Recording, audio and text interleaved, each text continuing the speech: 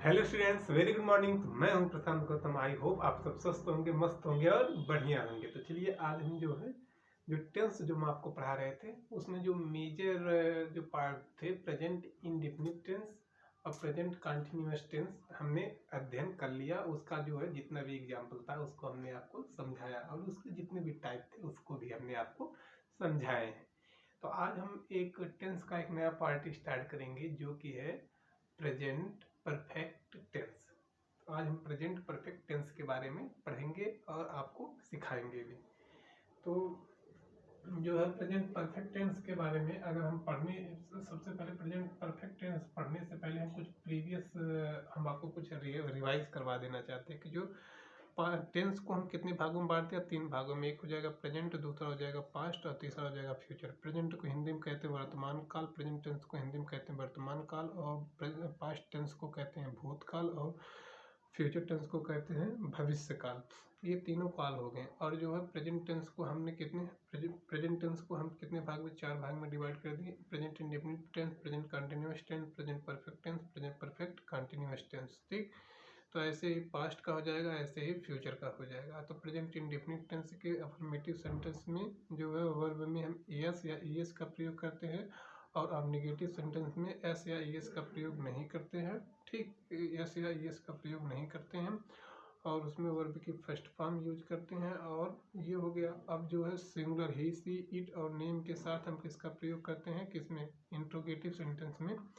He, she, it के साथ हम जो है ही, सी, इंट के साथ हम किसका, इज का प्रयोग, ही, सी, इंट के उसमें जो है पहली बात तो उसमें एस या ईएस का प्रयोग करेंगे। ठीक।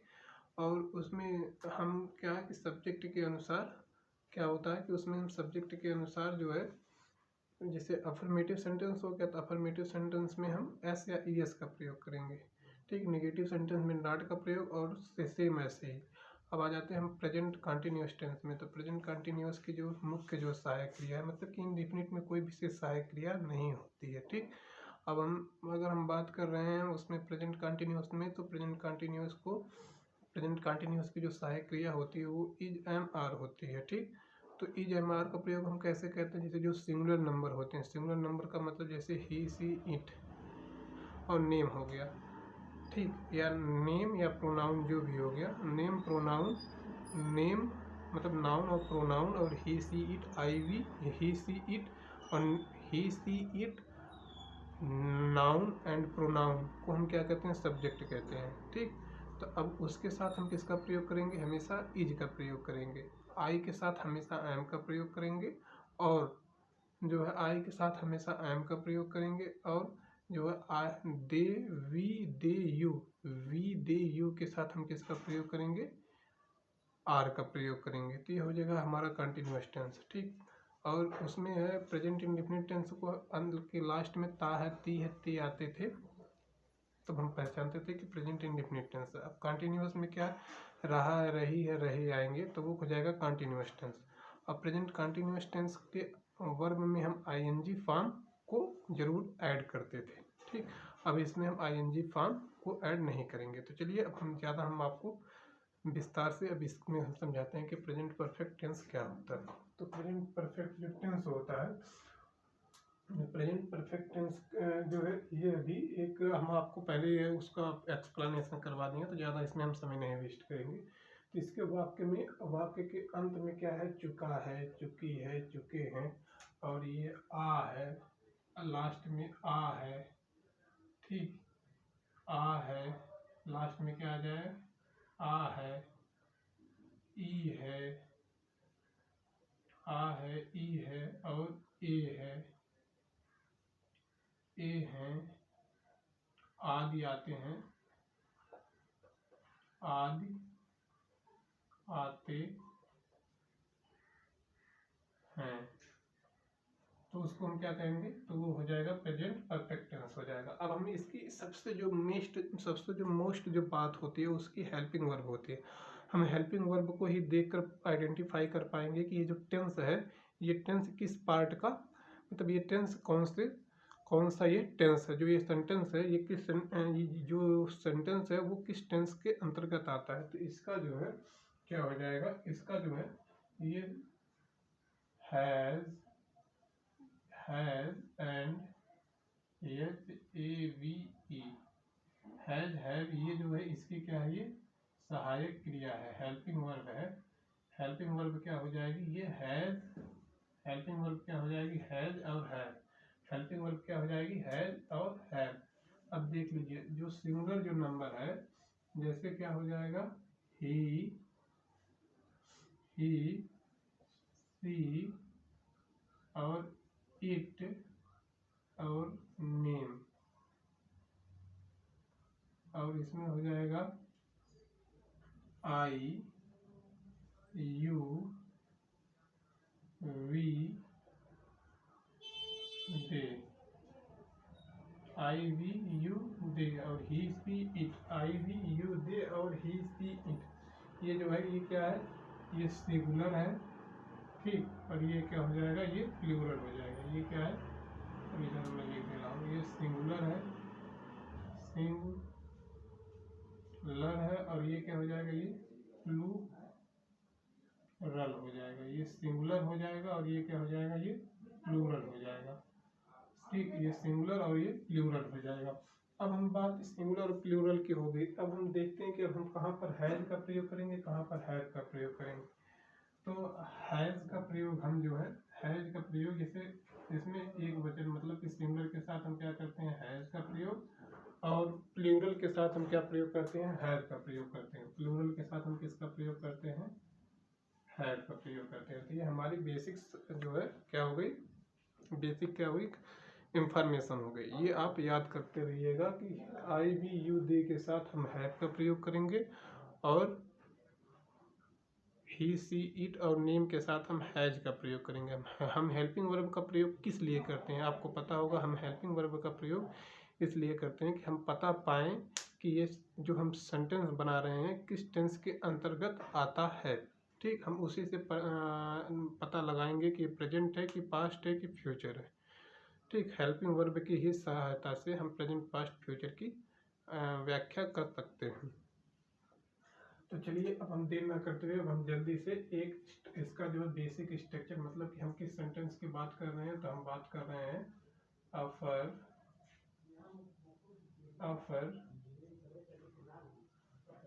अफर्मेटिव सेंटेंस, अफर्मेटिव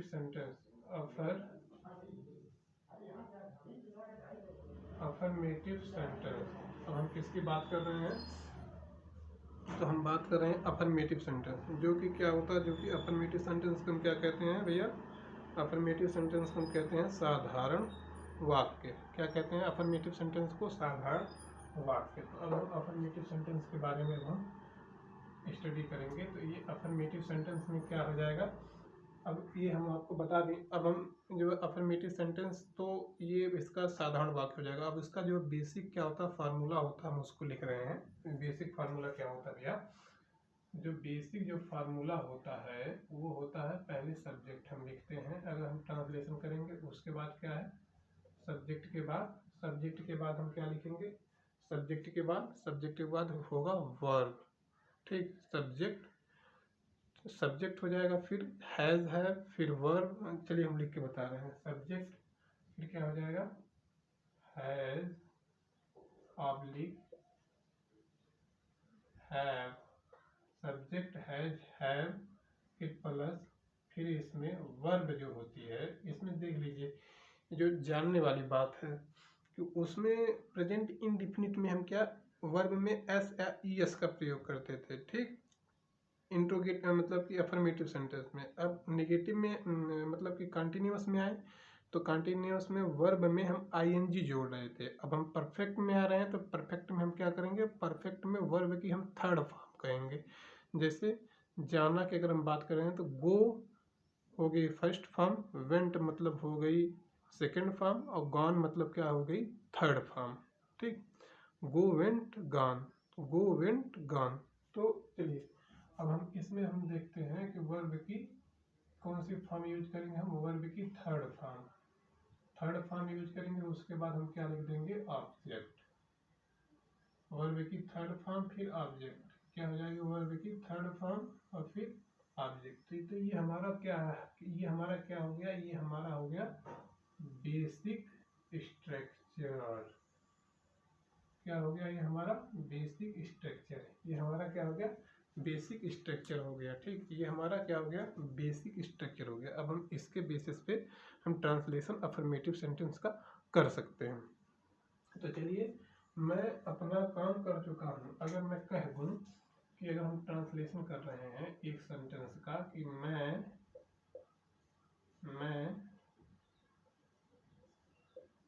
अपना काम कर चुका हूँ, मैं अपना काम कर चुका हूँ। अब देख लीजिए, अब इसमें हम कैसे पता, हिंदी सेंटेंस को देखकर हम कैसे पता पाएंगे कि ये प्रेजेंट परफेक्ट टेंस है, प्रेजेंट परफेक्ट टेंस है। तो इसके देख लीजिए लास्ट में ये क्या हो जाएगा, इसके लास्ट में क्या है, ये लास्ट में चुका है, चुकी है, चुकी आ गया ना, तो ये हो गया प्रेजेंट परफेक्ट टेंस। ठीक, ये हो गया प्रेजेंट परफेक्ट टेंस। और हम बात करेंगे कि ये अफर्मेटिव सेंटेंस कैसे है। तो अफर्मेटिव सेंटेंस में जब ना तो वाक्य में नहीं का प्रोनाउंसिएशन हो और ना तो उसमें कोई प्रश्नवाचक शब्द आए, तो उसको हम क्या कहेंगे, वो अफर्मेटिव सेंटेंस है, मतलब साधारण वाक्य है। तो मैं अपना काम कर चुका हूँ, तो इसकी ट्रांसलेशन अगर हमको करना रहेगा तो ये देख लीजिए क्या है, ये सब्जेक्ट है। क्या है, सब्जेक्ट। सब्जेक्ट इसमें क्या हो जाएगा, आई। ठीक, अब आई के साथ हम किसका हेल्पिंग वर्ब कौन सा प्रयोग करेंगे, हैव। तो क्या हो जाएगा, आई हैव। ठीक, आई हैव। अब ये आई हैव, अब उसके बाद अब हम किसका प्रयोग करेंगे, वर्ब की थर्ड फॉर्म। तो वर्ब की थर्ड फॉर्म का प्रयोग हो जाएगा। वर्ब की थर्ड फॉर्म क्या हो जाएगा, डू डिड डन। क्या हो जाएगा वर्ब की third form, do did done. तो वर्ब की third form I have done. अब ये आई का जो अपना, अगर हम आई के अपने की बात करें तो क्या हो जाएगा, माई। ठीक, आई का अपना क्या हो जाएगा, माई वर्ब। ठीक, माई वर्ब। अभी देख लीजिए, अभी हम केवल आपका बेस क्लियर कर रहे हैं कि आपको बेस क्लियर हो जाए ताकि आप कुछ समझ पाएँ। अगर हम इसी वक्त से अगर हम आपको जो है टिपिकल सेंटेंस अगर समझाना शुरू कर देंगे तो आप समझ नहीं पाएंगे। आपका जब बेस जब क्लियर हो जाएगा तो आप अच्छे से सेंटेंस को पकड़ना प्रारंभ कर देंगे। जब आपको पता ही नहीं रहेगा कि सिंगुलर क्या है, प्लूरल क्या है, तो कैसे आप पता कर पाएंगे। इसलिए थोड़ा हम छोटा छोटा सेंटेंस आपको लिखकर समझा रहे हैं। ठीक, माई वर्क, ये हमारा सेंटेंस कंप्लीट हो गया। जैसे मैं अपना काम कर चुका हूँ, तो I have done my work. तो ये हमारा ये सेंटेंस क्लियर हो गया। अब हम दूसरे सेंटेंस की बात करते हैं। तो मैं नाश्ता कर चुका हूँ। ठीक, अगर कोई ऐसे कहे कि मैं, दूसरा जो है कि मैं नाश्ता कर चुका हूँ, मैं नाश्ता कर चुका हूँ। तो अब देख लीजिए, अब इसमें भी क्या है कि ये चुका हूँ आया ना, तो ये क्या हो गया, ये हो गया प्रेजेंट परफेक्ट टेंस। तो प्रेजेंट परफेक्ट टेंस में अब हम बात करेंगे कि मैं की अंग्रेजी क्या होगी, सब्जेक्ट लिखेंगे। सब्जेक्ट क्या है, मैं की अंग्रेजी हम क्या कहेंगे, आई। उसके बाद आई के साथ क्या प्रयोग होता है, आई हैव। कैसे प्रयोग होता है देख लीजिए, ये प्लूरल है, प्लूरल के साथ हेल्पिंग वर्ब हैव का प्रयोग होता है, आई हैव। ठीक, अब कर चुका हूँ मतलब कि वो काम खत्म हो चुका है। ठीक, काम क्या हो चुका है, खत्म हो चुका है। तो कर चुका हूँ मतलब कि जो काम जो कर रहे हैं, जो काम कर रहे हैं वो खत्म हो चुका है। तो मतलब कि वर्ब की अब हम क्या प्रयोग करेंगे, वर्ब की थर्ड फॉर्म। तो वर्ब की थर्ड फॉर्म क्या हो जाएगी, तो वर्ब की थर्ड फॉर्म हो जाएगी done. I have done breakfast.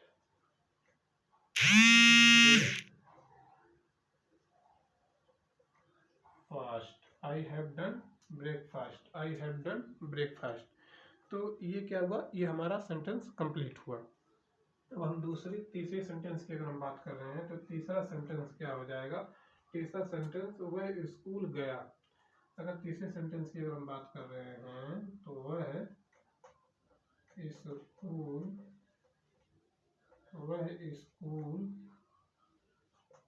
गया है। वह स्कूल गया है। ठीक, वह स्कूल गया है।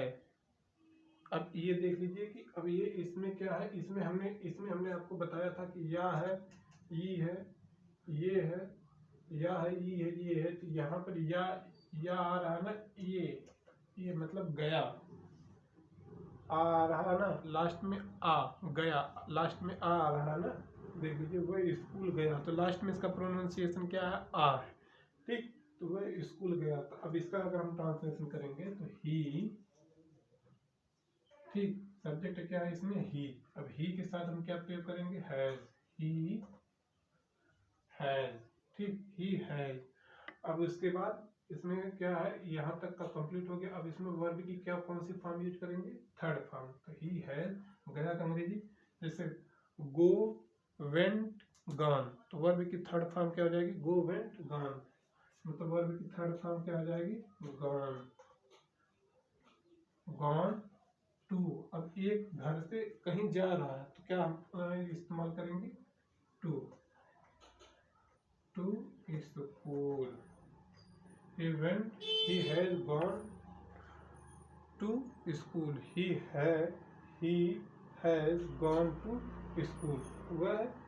वह स्कूल गया। He has gone to school. तो वह स्कूल गया। इतना आपको समझ में आ रहा होगा। जैसे आपको कुछ ऐसा नहीं लग रहा होगा कि वर्ब की थर्ड फॉर्म क्या होती है, तो भैया वर्ब की 3 फॉर्म होती है, 4 फॉर्म होती है मतलब, लेकिन बेसिकली 3 फॉर्म ही याद करना होता है। जैसे हर चीज़ की, हर वर्ब की 3 फॉर्म होती है। जैसे हम क्या है कि वर्ब की 3 फॉर्म होती है। जैसे अब एक हो जाएगा डू मतलब क्या हो जाता है? करना। डिड मतलब किया। ठीक, डू मतलब करना, डिड मतलब किया, और डन मतलब कर चुका।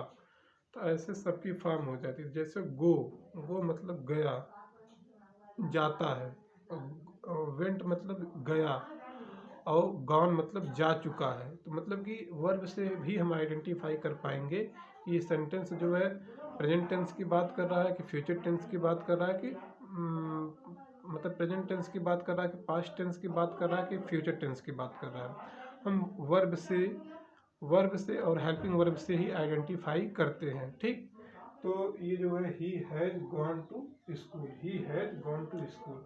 अगर हम गॉन की अगर हम बात करें तो गॉन को हम देख कर ये पता कर पाएंगे कि हाँ ये परफेक्ट टेंस हो सकता है। ये गॉन की देखकर हम पता पाएंगे कि ये परफेक्ट टेंस हो सकता है।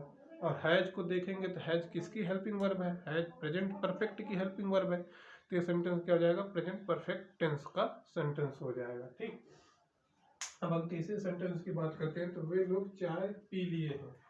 चौथे सेंटेंस की अगर हम बात करते हैं तो क्या हो जाएगा? वे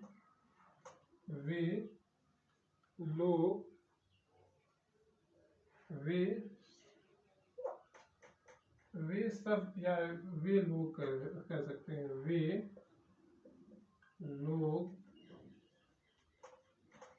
चाय पी लिए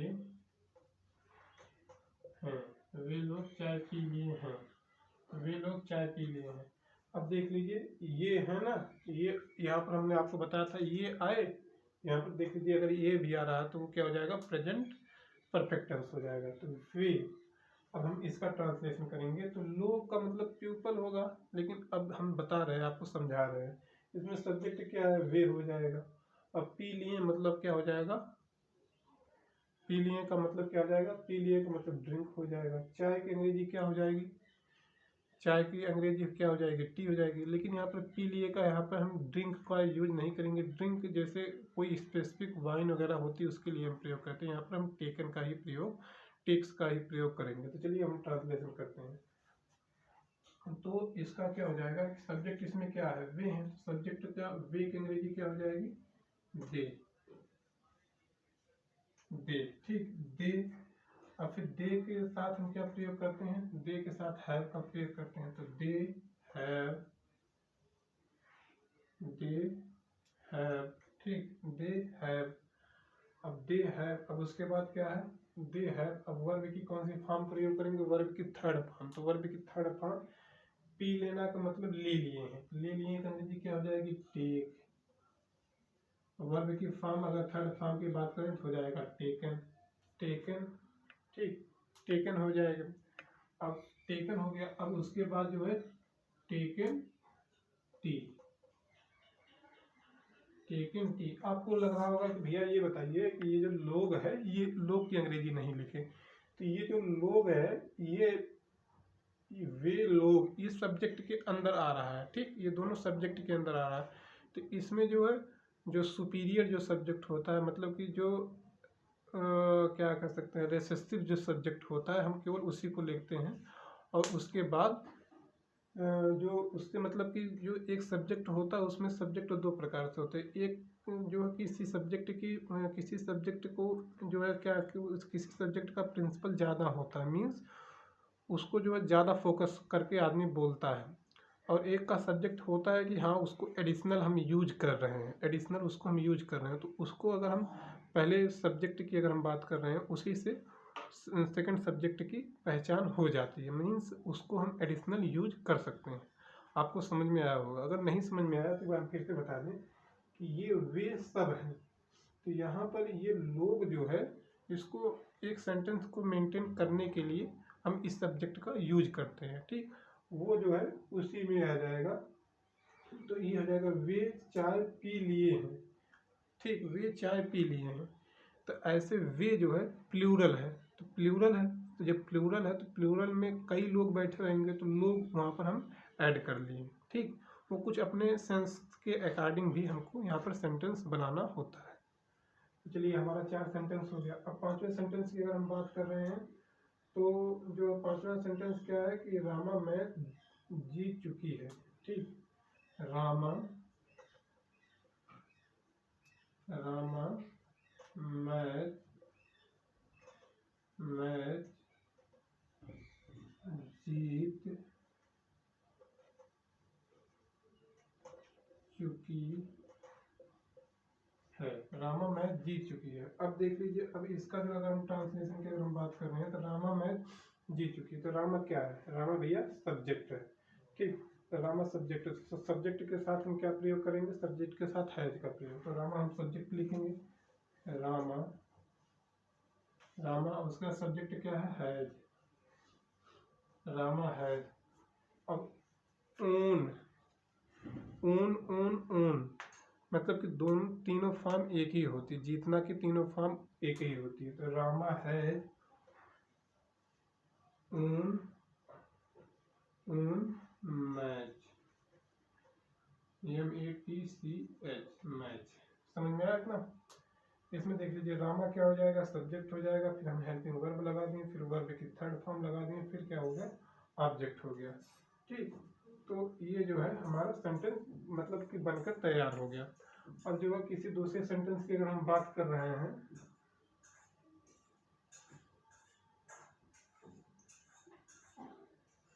तो ये जो है हमारा क्या था, ये आज का हमारा ये पूरा मतलब कि ये जो है आज का ये अफर्मेटिव सेंटेंस था, जो कि हम आपको कुछ इस प्रकार से समझाए हैं।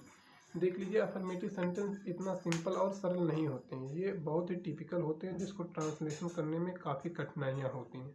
बट हम आपको जो है एक पहले बेस क्लियर अगर आपका हो जाएगा, तो आप स्वतः ट्रांसलेशन कर सकते हैं। इसलिए जो है मैं कुछ सिंपल वाक्य आप सभी के सामने ले आया हूँ। हाँ, आज थोड़ा सा पढ़ाने में फ्रिक्वेंसी नहीं सही बन पाई है, वो हमको पता है, लेकिन जो है ये हम आपको जो जितना भी बताएं, देखिए वीडियो कितना,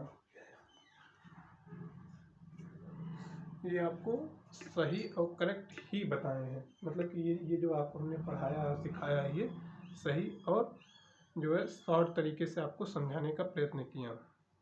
तो ये जो है ये आपके लिए इम्पोर्टेंट होगा। उससे पहले जो है आप थोड़ा सा हेल्पिंग वर्ब की भी आइडेंटिफिकेशन कर लीजिएगा, और सिंगुलर और प्लूरल के साथ कैसे हम हेल्पिंग वर्ब का प्रयोग करते हैं, ये तो हम तो आपको डेली रिवाइज कराएंगे, लेकिन आप भी एक बार याद कर लीजिएगा। तो चलिए आज के लिए best of luck, thank you. यार एक आपसे केवल हमारी गुजारिश है कि अगर आप वीडियो अगर हमारा आप देख रहे हैं, ठीक, देख रहे हैं, कुछ आपको अगर सीखने को अगर मिल रहा है तो प्लीज़ यार वीडियो को लाइक कर दीजिएगा, चैनल को सब्सक्राइब कर दीजिएगा और शेयर करना मत भूलिएगा। सो आज के लिए बस इतना ही। All the best, thank you.